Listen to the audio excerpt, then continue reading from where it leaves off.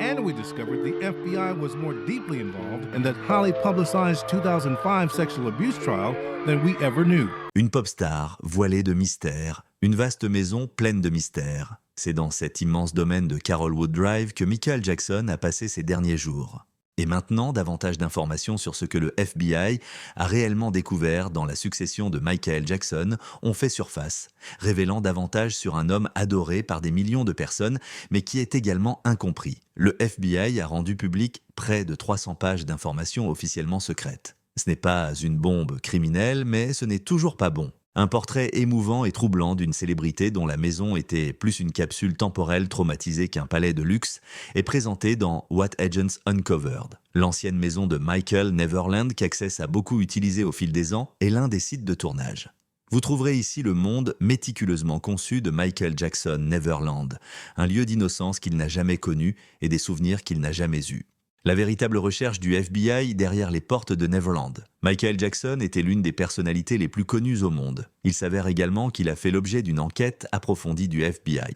Tous les regards étaient tournés vers le ranch Neverland de Michael Jackson lorsque le FBI y a concentré son attention. Le musicien vivait sur un magnifique domaine de 2700 acres, dans le comté de Santa Barbara, mais c'était bien plus que cela. Pour beaucoup, elle servait de bastion psychologique, de zoo, de parc d'attractions et de refuge légendaire. Depuis des années, le public est captivé par Neverland. Non seulement la résidence de Jackson a suscité des inquiétudes, mais son style de vie aussi. Au début des années 2000, le domaine était à l'épicentre d'une tempête qui s'intensifiait en raison d'une combinaison d'une surveillance judiciaire croissante et d'un déluge de conjectures des tabloïds. Des poursuites ont été intentées, des accusations ont été portées, et la vie de Jackson a été examinée chirurgicalement dans des programmes de télévisés. Finalement, les fonctionnaires fédéraux seraient également impliqués. Il y avait d'immenses espoirs quand ils l'ont fait. Beaucoup de gens pensaient qu'une recherche permettrait de découvrir des éléments qui les impliqueraient. La découverte par le FBI de la succession de Michael Jackson a toutefois brossé un tableau tout à fait différent. Ce n'est pas une rumeur qui a conduit les agents à envahir Neverland. Stratégique, délibérée et fondée sur des enquêtes qui se chevauchent, leur participation a nécessité un examen minutieux du gouvernement fédéral. En collaboration avec les forces de l'ordre local, le bureau a mené des entretiens avec des employés et des connaissances, rassemblé des documents et examiné des effets personnels. Trouver la vérité était leur mission explicite, et ils y sont parvenus. Mais les gens n'avaient pas prévu ce fait. Comme les agents l'ont vite compris, Neverland n'était pas une maison typique. Jackson était protégé du monde extérieur par chaque centimètre carré du terrain. Ce n'était pas une retraite pour les célébrités. Le paysage onirique avait été méticuleusement conçu pour donner la priorité à l'imagination plutôt qu'à la réalité. L'arcade, le zoo pour enfants et les carrousels étaient tous superflus. Il s'agissait d'efforts intentionnels visant à modifier les faits de la vie de Jackson. Le FBI a découvert quelque chose d'éclairant mais non illégal dans la succession de Michael Jackson. Au milieu des accessoires et des souvenirs, ils ont découvert des reliques qui leur ont fourni un aperçu rare et sans phare de la vie intérieure de Jackson.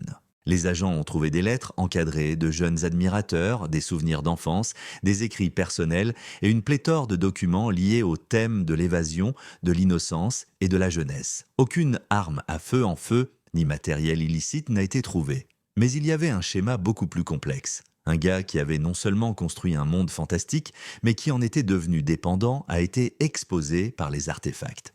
Même si cette dépendance ne constituait pas un crime, elle était préoccupante. Pourquoi Jackson avait-il créé un monde dans lequel la réalité n'avait aucune importance ?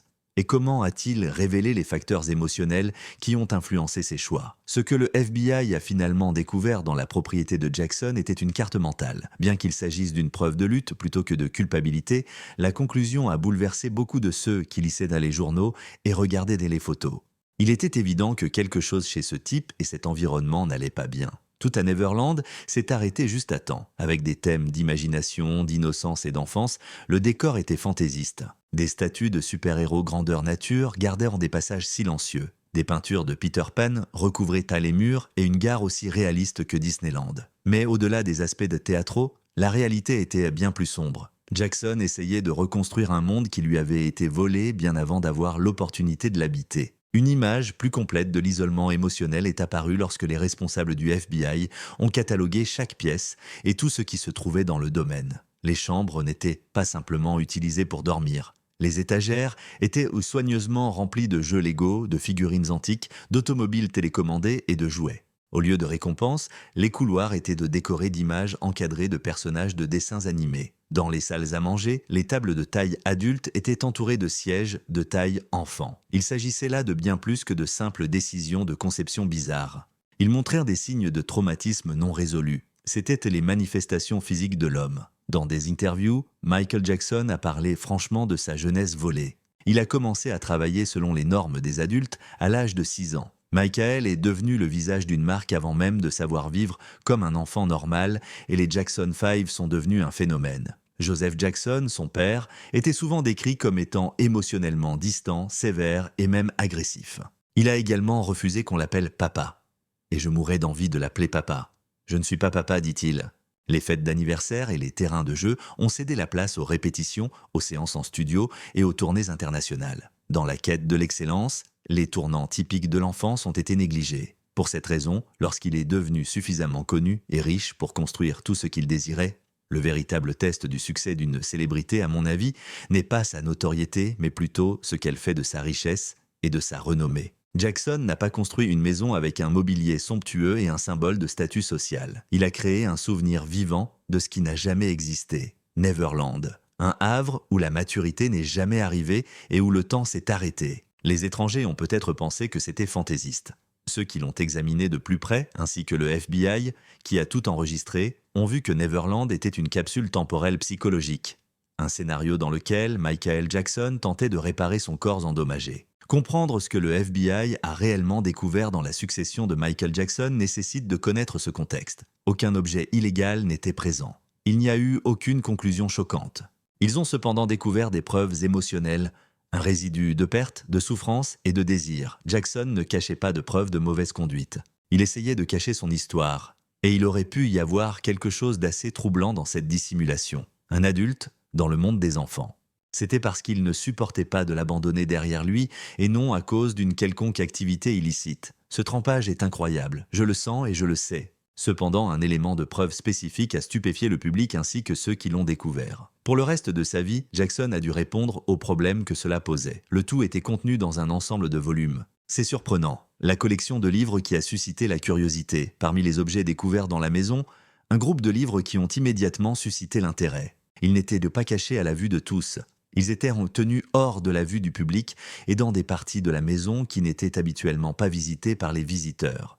Même s'ils étaient douteux, les volumes eux-mêmes n'étaient pas contraires à la loi. Certaines présentaient des photos d'enfants s'amusant et souriant, capturées dans ces purs moments d'innocence.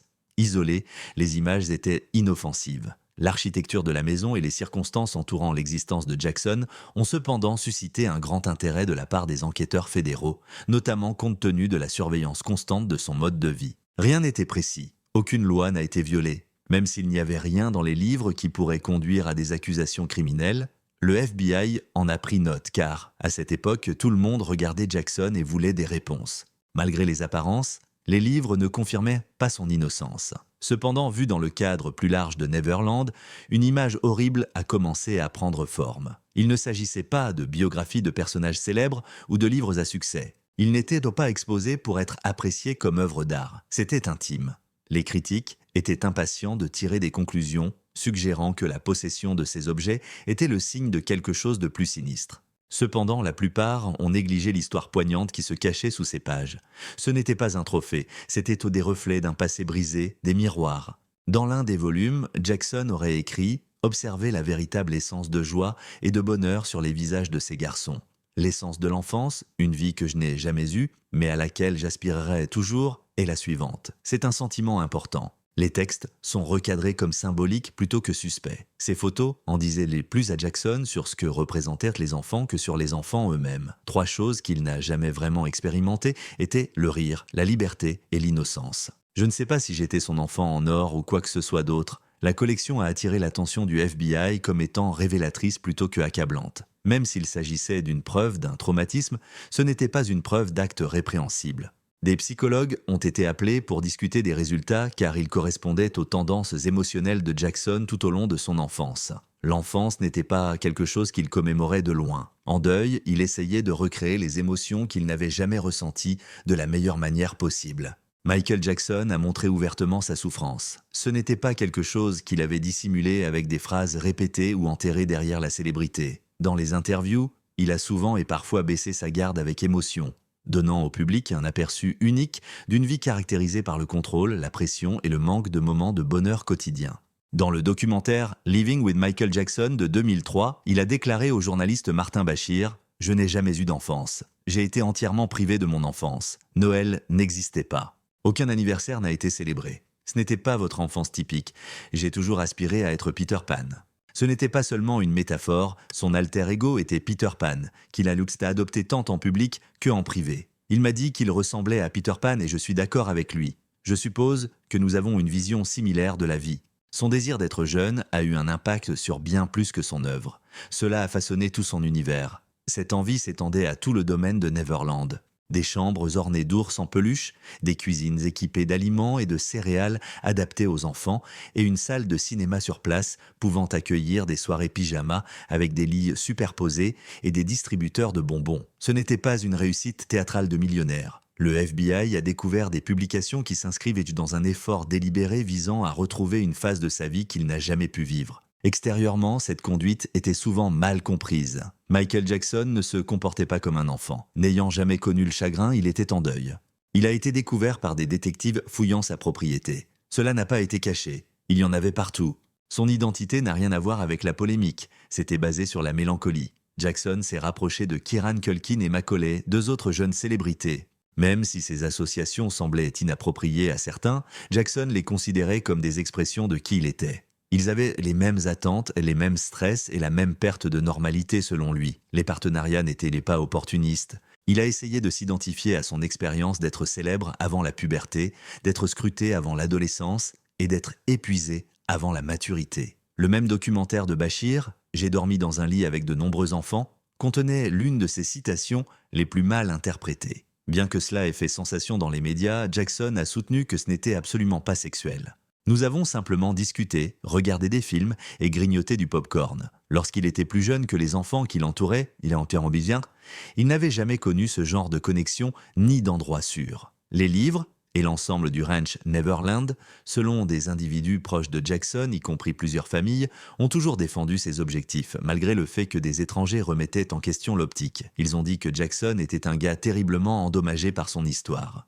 Au milieu du tourbillon d'accusations qui a entouré Michael Jackson dans ces dernières années, une autre histoire s'est poursuivie tranquillement. Une histoire qui était motivée par les voix de ceux qui l'ont connu étant enfant plutôt que par des litiges ou des conjectures. Un certain nombre de jeunes connaissances de gérance de Jackson, désormais adultes, sont venus donner un point de vue sur l'incident, qui n'est pas souvent évoqué dans les médias. Macaulay Culkin, un visiteur régulier du Neverland Ranch et l'un des enfants artistes les plus reconnaissables des années 1990, était au premier rang d'entre eux.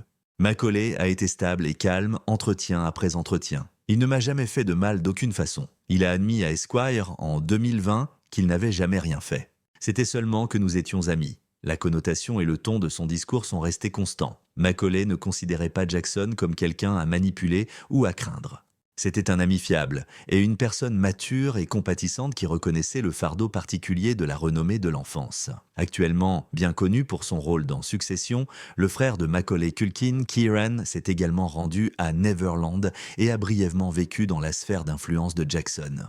Malgré sa décision de garder ses expériences pour lui, les brèves remarques de Kieran dans The Guardian impliquant qu'il souhaite préserver non seulement la réalité émotionnelle de ce qu'il a vu, mais aussi lui-même. Il a répondu « Ça va juste blesser quelqu'un. Je ne peux aider personne avec cela. » Contextuellement, ce silence est plus éloquent que n'importe quelle allégation. Jackson n'a jamais été vu par les Culkins et quiconque comme eux comme un prédateur. C'était une personne qui donnait aux gens l'espace pour rire, respirer et vivre sans le contrôle d'attente perpétuelle. Ils ont découvert quelque chose qui reflétait l'enfance à Neverland, bien que créé par un homme qui essayait encore de trouver le sien. Jackson essayait de récupérer les expériences qu'il avait perdues tout en protégeant ses enfants d'une manière qu'il ne l'avait jamais fait auparavant. Ils se souviennent d'être montés sur la grande roue, d'avoir fait des farces et d'avoir regardé des films jusque tard dans la nuit. Il n'y avait aucun secret autour des soirées pyjama. Au lieu de cela, ils étaient en plein de moments qui semblaient, à leur manière, typiques. Et c'est ce que les gens semblent oublier. Les jeunes qui connaissaient le mieux Jackson, qui passèrent du temps avec lui seul, qui restaient dans sa maison, qui le voyaient dans son état pur, n'ont jamais faibli malgré les accusations qui dominaient les cycles d'information et les pages des tabloïds. Aucun objet illégal n'a été découvert dans la propriété de Jackson par le FBI. Pas au moment de l'enquête de 1993, pas lors du procès de 2005, dans aucune des années suivantes. Pour les amis qui l'ont soutenu, l'histoire était toujours claire. Ce n'étaient pas des victimes. Les spectateurs ont remarqué un homme qui tentait de guérir. Et leur défense tient toujours des décennies plus tard. Cependant, les livres, les jouets et le temps passé par Jackson avec les enfants avaient déjà changé les perceptions de nombreux Harperone. Le nom de Michael Jackson est ancré dans la culture populaire. Il est impossible de contester son impact sur la danse, la musique et les arts de la scène. Mais le spectre persistant du désaccord est tout aussi ancré dans l'imaginaire du public. Ce que le FBI a découvert dans sa propriété n'a pas non plus arrêté les rumeurs.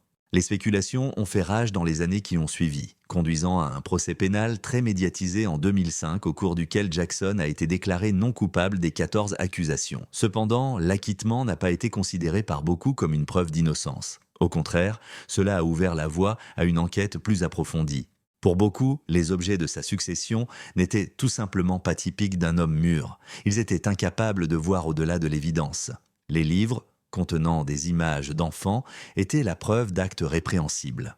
Ils avaient également du mal à comprendre comment ils pouvaient représenter un homme qui n'avait pas vécu la vie montrée sur les images. Les conclusions du FBI sont importantes dans cette situation. Dans le cadre de leur enquête, ils ont mené une fouille approfondie de la succession de Michael Jackson.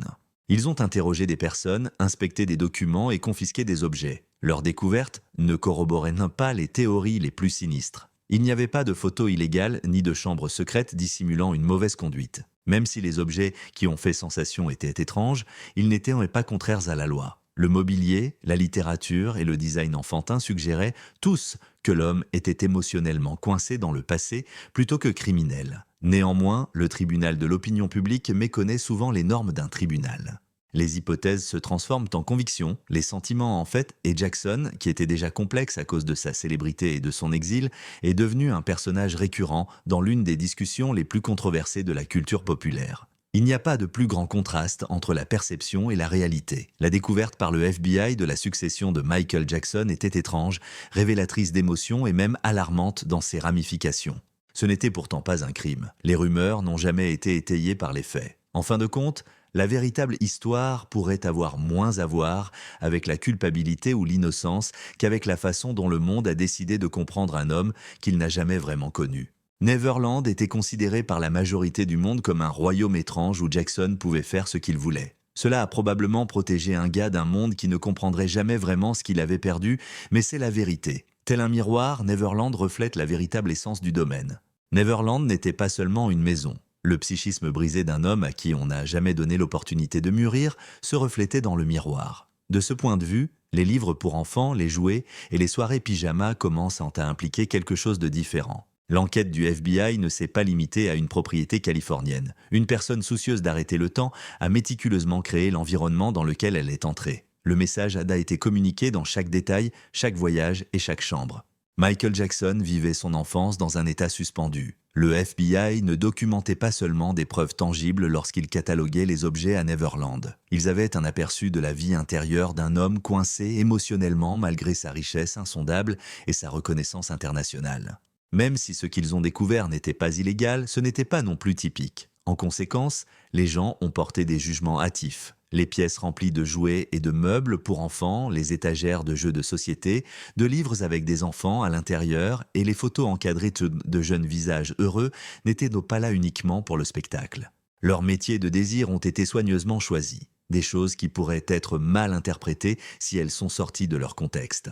Dans le contexte de la vie de Jackson, cependant, il décrivait l'angoisse plutôt que la culpabilité. Les romans ont suscité un intérêt particulier. Leur présence a attiré l'attention bien qu'elle soit licite. Jackson les a gardés enterrés comme s'il savait que les avoir le ferait paraître mauvais. Cela n'a fait que renforcer l'affirmation selon laquelle il n'était pas innocent. Cependant, Jackson était père de 3 enfants. En réponse à une question sur les livres, il a déclaré « C'est la vie que je veux pour mes enfants ».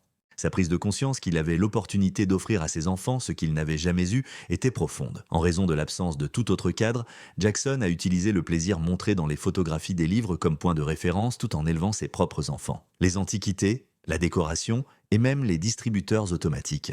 Tout cela avait un récit, celui du souvenir plutôt que de la menace. Une version onirique d'une vie, car la vie actuelle a toujours été trop cruelle. Le monde a ignoré la souffrance humaine enfermée dans ses murs parce qu'il était préoccupé par la controverse. Neverland n'a pas été conçu pour être malhonnête, son but était de fournir une protection. C'était à cause de la solitude, pas à cause de la loi. De plus, la découverte réelle du FBI ne constituait pas de preuves criminelles, c'était un sentiment résiduel. Le journal graphique d'un garçon qui n'a jamais eu le droit d'être un garçon, et un gars qui essaie toujours de trouver cette version de lui-même. Malheureusement, beaucoup de gens se souviennent désormais de ce Jackson, celui qui est entouré de rumeurs préjudiciables et de choses que personne ne peut vraiment comprendre. La découverte du FBI dans la propriété de Jackson a peut-être changé de façon permanente son héritage. Que reste-t-il après les interminables disputes, les films et les procès? Que reste-t-il après que le FBI ait fouillé chaque placard, tiroir, chaque recoin de la propriété de Michael Jackson? Il ne reste que l'image d'un génie troublé. Il a créé certaines des musiques les plus célèbres jamais enregistrées. Mais sa vie personnelle était un état d'indécision émotionnelle. À la fin de l'enquête du FBI, il n'y avait pas de contrebande horrible ni de double vie hideuse. Au contraire, ils ont découvert quelque chose de bien plus personnel et peut-être de bien plus tragique. Ils ont découvert un musée de l'innocence perdue. Cependant, en raison de ses caractéristiques particulières, de nombreuses personnes ont transformé Neverland et son contenu en quelque chose de maléfique. Tout au long de sa vie d'adulte, Jackson s'est efforcé d'être l'enfant qui n'a jamais grandi. Mais la triste vérité est qu'il n'a jamais su ce que c'était que d'être un enfant. Les seules sources d'informations dont disposait Jackson sur son enfance étaient les livres découverts par le FBI et tout le reste. Les équipes médico-légales ont anticipé les preuves. Au lieu de cela, ils ont découvert quelque chose de nouveau. Un effort de plusieurs décennies pour récupérer ce qui avait disparu trop rapidement. Ce que le FBI a découvert dans la succession de Michael Jackson est préoccupant, non pas parce que cela indique une culpabilité, mais plutôt parce qu'il révèle une destruction émotionnelle. Longtemps mal interprété, les jouets et les livres ont désormais supplanté son génie musical, laissant un héritage en ruine. À l'âge de son ascension vers la gloire, Jackson était un homme enfermé. Un gars qui a dépensé des millions pour construire un refuge où le chagrin ne pourrait pas suivre, plutôt que de se délecter du péché. Comme il n'avait pas cet espace lorsqu'il était enfant, il a tenté de le construire une fois adulte. D'une autre manière, la réalité bouleverse les critiques qui anticipèrent le scandale et les admirateurs qui espéraient une justification. Les deux récits n'étaient pas étayés par les résultats. Ils révélaient néanmoins une existence difficile à classer. Certaines personnes voulaient que Jackson soit un symbole parfait, tandis que d'autres voulaient qu'il soit un monstre. C'était un individu plus complexe, un être humain terriblement blessé et imparfait. L'aspect inquiétant de cette découverte n'est pas ce qui a été découvert, mais plutôt ce que cela indique sur nos attentes. Nous espérions une fin soignée. Une complexité émotionnelle a été obtenue. L'innocence ou la culpabilité était ce que nous recherchions. Nous avions du désir et du traumatisme. Les réponses étaient ce que nous cherchions. Nous avons des preuves d'agonie. Il n'y avait pas de scène de crime à Neverland. C'était un refuge. Et lorsque le FBI a ouvert ses portes et répertorié le contenu, ils ont révélé non seulement la vie privée de Jackson, mais aussi la nôtre. Nous portons rapidement des jugements, craignant l'ambiguïté et incapables de reconnaître que le véritable récit ne concerne pas toujours le crime. Il s'agit des conséquences du remplacement de la famille par la célébrité et du fait que l'éclat ne peut pas vous protéger des cicatrices de l'enfance. Que pensez-vous des objets découverts par le FBI dans la succession de Michael Jackson? Partagez vos opinions avec nous dans la section commentaires. J'apprécie que vous regardiez. En attendant la prochaine vidéo, à bientôt.